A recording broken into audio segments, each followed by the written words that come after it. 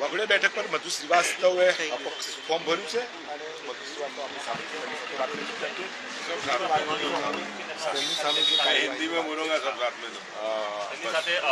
અહીંયા જે કાર્યવાહીની વાત છે શું કહેશો મધુભાઈ? न मुझे सुमो मोटो की नोटिस मिली है, न कोई चुटनी अधिकारी की मिली है, और नोटिस मिलेगी, सुमो नोटिस मिलेगी तो कायदे की कार्रवाई में जो आता है उसका जवाब दूंगा। और उस जवाब के साथ जो लोग गलत करना चाहेंगे तो उतना कान खोल के सुन लेना कि तुमको सुप्रीम तक ले जाऊंगा और कोर्ट के अंदर केस भी करूंगा। कौन विरोधी लगता है आपको, किसने करवाया? विरोधी तो कोई नहीं है, आप लोग मैं हूँ, दोनों मैं तुम्हारा विरोधी हो, तुम मेरे विरोधी हो, कोई विरोधी नहीं है। ये स्टेटमेंट आपका था तो उसी के ऊपर ही सवाल और उसके जो इंक्वायरी है उसी पर है, तो आपका क्या बयान था? तो चुनाव आयोग को ये कार्यवाही करनी पड़ी। का नोटिस ही नहीं दी गई तो सवाल नहीं है। आप जाके बोलो ना कि भाई मधु श्रीवास्तव को नोटिस दो तो जवाब देंगे। कलेक्टर ने बोला, कलेक्टर ने कि हमारे पास आया है, हम इंक्वायरी करेंगे, जो आप बोले थे उसके ऊपर। अपन मेरे को आना तो चाहिए, नोटिस वोटिस के कुछ भी पूछना चाहिए ना, फोन पे पूछे, कोई भी चीज पे पूछे तो मैं जवाब देने तैयार। गोली मारने की बात करोगे तो गोली बहुत जात की होती है, उसका चिंता करने की जरूरत नहीं है। किसको मारने की न मैंने भारतीय जनता पार्टी को किया है, न कांग्रेस को बोला है, न आम पार्टी को बोला है, न अपक्ष को बोला है, न किसी को किसका नाम लेके बोला नहीं हूँ। क्या किस बात की मेरे को नोटिस दे सकते आप? जाहिर में बोले नहीं, इसलिए उन लोग ने ये देखा वीडियो। पर जाहिर में देख क्या बोला वो वीडियो तो देखिए आप, जाहिर में क्या बोला वीडियो देखिए, फिर बाद में आप सुमो मोटो या कुछ भी देना है बाद में दीजिए। पहले जाहिर में बोला है वो तो देखिए। क्या बोला? मैंने नाम लेके नहीं बोला, मैंने भारतीय जनता पार्टी का नाम नहीं, कांग्रेस का नाम नहीं, आम पार्टी का नाम नहीं, कोई अपक्ष का नाम लेके नहीं, किसी का नाम लेके नहीं बोला।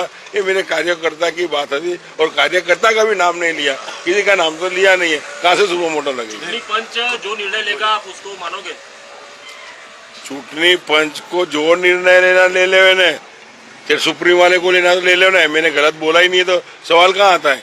आपके मीडिया के मार्फत से ही ये आलोक में चल रहा है, क्योंकि मैं निर्दलीय चुनाव लड़ रहा हूँ।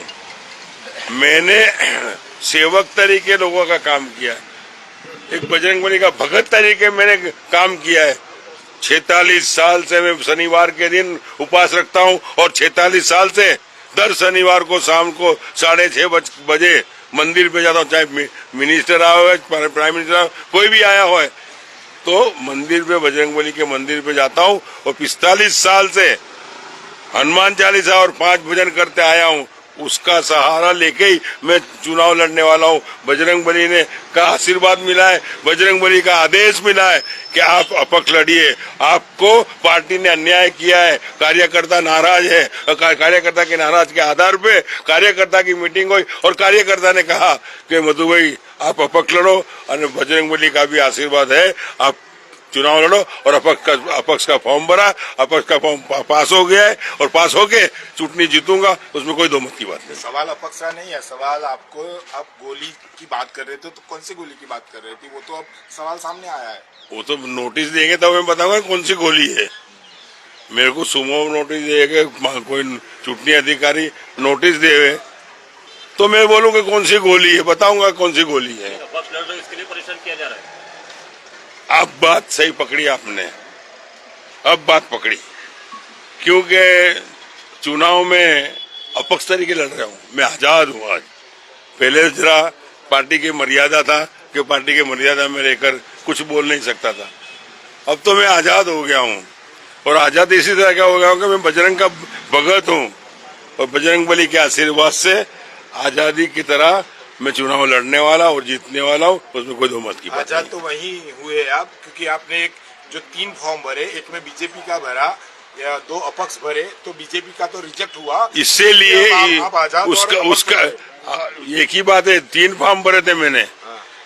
मीडिया के मार्फत से मैं आप लोगों से ये कहना चाहता हूँ, मैंने 3 फॉर्म भरे थे कौन कौन से?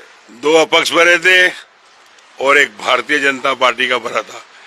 भारतीय जनता पार्टी का फॉर्म इसलिए भरा था कि सयाजी एक सीट पे बदलाव हुआ था। 75 के साल बाद किसी को टिकट देना नहीं, ऐसा हमारा भारतीय जनता पार्टी के अध्यक्ष ने लोगों ने बोला था, और उसके बाद भी टिकट मिली किसको? योगेश भाई को। योगेश भाई को। तो वो टिकट मिली योगेश भाई को, इसके लिए मैंने बीजेपी का फॉर्म भरा के बदलाव हुआ है और मेरे पे अन्याय हुआ है, मेरे कार्यकर्ता नाराज है। तो उनके कार्यकर्ता ने जो कमेटी बनाई थी वो लोगों ने निर्णय करा था कि भाई भाजपा का भी एक फॉर्म भरो और अपक्ष भरो, दूसरे कोई पार्टी का नहीं भरा है हमने। तो वो मैंडेट हमको भाजपा का नहीं मिला तो ऑटोमेटिक फॉर्म कैंसिल होता है, पर अपक्ष का फॉर्म पास हुआ है और लड़ना और निश्चित है और जीतना निश्चित है। CR पाटिल साहब से बात हुई थी तो वहाँ कुछ बात हुई थी कि आप भाजपा का भी भरना, शायद ऊपर जो बात करने की बात थी तो अगर बोले तो फिर वो भी मंजूर हो जाए, ऐसा कुछ?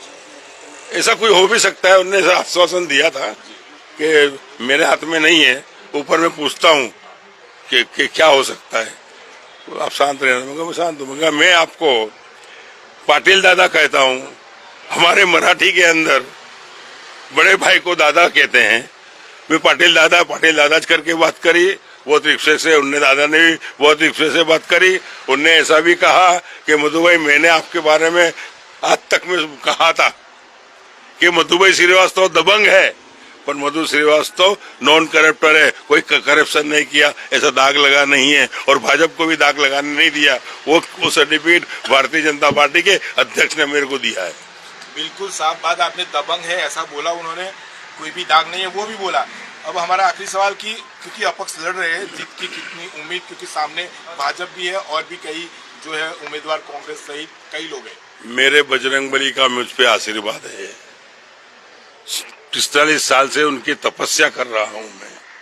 मेरे को खुद को विश्वास है मेरे बजरंगबली की जो गदा फिरेगी न, तो आप 5 तारीख को चुनाव है, 8 तारीख को काउंटिंग है, आपको मालूम पड़ जाएगा कि बजरंगबली का आशीर्वाद है, प्रजा का आशीर्वाद है, मतदारों के भाइयों बहनों वडीलों का आशीर्वाद है, वो आपको 8 तारीख को मालूम पड़ जाएगा।